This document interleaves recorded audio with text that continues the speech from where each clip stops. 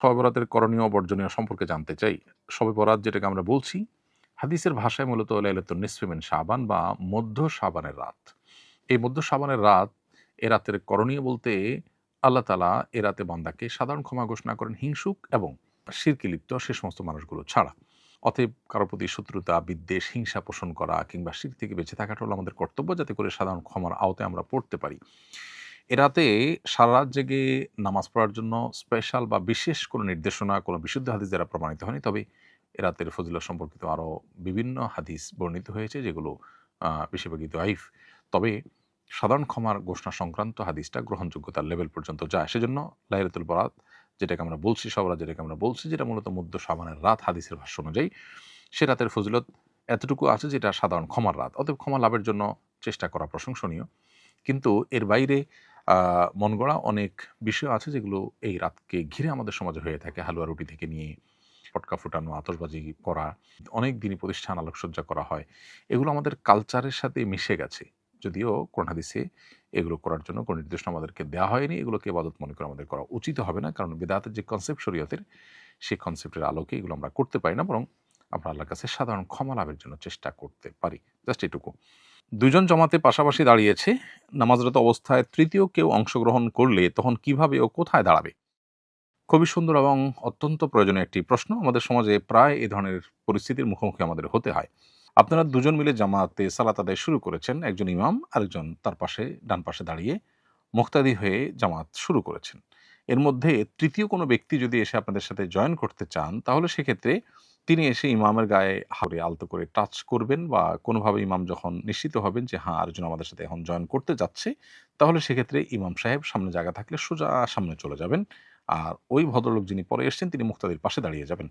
আর যদি ইমাম সাহেবের জন্য সামনে যাওয়ার মতো জায়গা না থাকে, তাহলে সেক্ষেত্রে যে মুক্তাদি আছেন, তাকে আলতোভাবে ধরে পেছনের দিকে টান দিবেন, অথবা ইশারা দিবেন যেন তিনি পেছনের দিকে চলে আসেন। তিনি পেছনে বরাবর চলে আসবেন। কেবলার দিকে যে তার বডি আছে, সেটা যেন এদিক সেদিক না হয়ে যায়। হালকা এদিক সেদিক হলে সমস্যা নেই, তিনি বরাবর পেছনে আসবেন।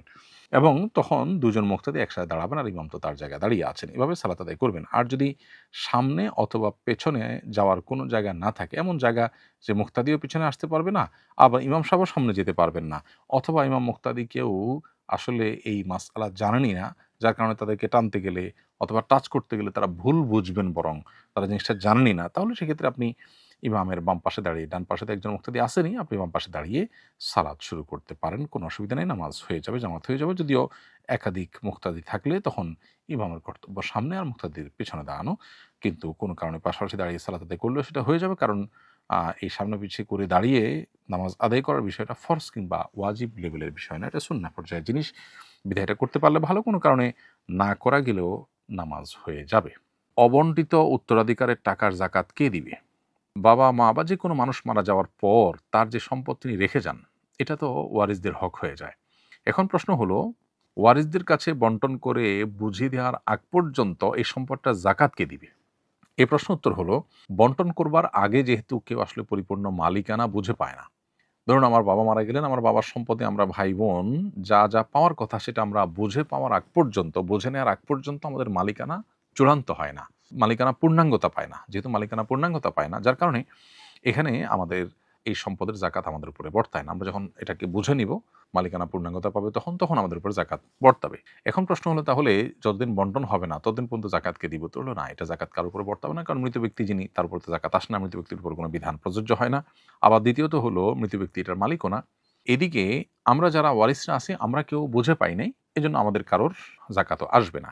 এজন্য মানুষ মারা যাওয়ার পর উত্তরাধিকার সম্পদ দ্রুততার সাথে বন্টন করে ফেলা উচিত। এটার বহুবিধ উপকারিতা আছে, গরিবের হক এখানে আছে, সেটা যেমন দেওয়া হয় তেমনিভাবে, কারণ মৃত্যুর পর আত্মীয় স্বজনের মধ্যে বা ওয়ারিসদের মধ্যে কেউ প্রভাব খাটিয়ে সেখানে জবরদখল করা, এক অংশ দখল করে ফেলা, এই জাতীয় অনাচারগুলোর রাস্তা বন্ধ হয়ে আসে বা সীমিত হয়ে আসে যদি আমরা এই জাতীয় ব্যবস্থা রাখতে পারি। অর্থাৎ উত্তরাধিকারের টাকা, উত্তরাধিকারের সম্পদ, এটা যদি আমরা দ্রুত বন্টন করতে পারি। এই জন্য কারণ মানুষের মৃত্যুর পর তার উত্তরাধিকার বন্টন করার ক্ষেত্রে বিলম্ব যথাসম্ভব না করা উচিত। যদি বিলম্ব করা হয়, তাহলে তার জাকাত উত্তরাধিকারদের উপর আনুপাতিক হারে বর্তায় না, কারণ তারা এখনো বুঝে পাননি। যেদিন বুঝে পাবেন, তারপর থেকে তাদের উপরে বর্তাবে। আত্মীয় ব্ল্যাক ম্যাজিক করে তার দাওয়াতে গেলে খাবারে কিছু মেশাতে পারে, এমত অবস্থায় তার দাওয়াত গ্রহণ না করলে কি গুনাহ হবে? আপনার আত্মীয় খাবারের মধ্যে কিছু মেশাতে পারে, এটা যদি জোরালো সম্ভাবনা থাকে, প্রকট সম্ভাবনা থাকে এবং এটা যদি কোনো অহেতুক সংশয় সন্দেহের বিষয় না হয়, তাহলে সেক্ষেত্রে আপনার আত্মীয়ের দাওয়াতে আপনার যাওয়া উচিত।